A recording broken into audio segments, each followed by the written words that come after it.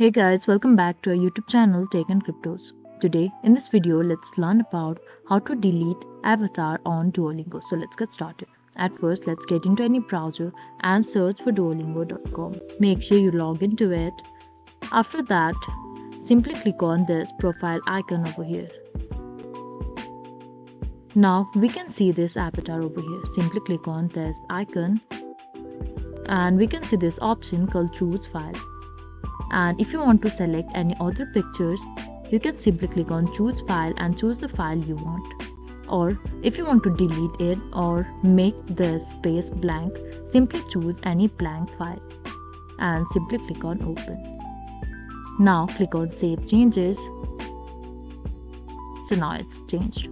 So this is all we can do to delete avatar on Duolingo. I hope you liked the video. Please do like and subscribe. Thanks for watching.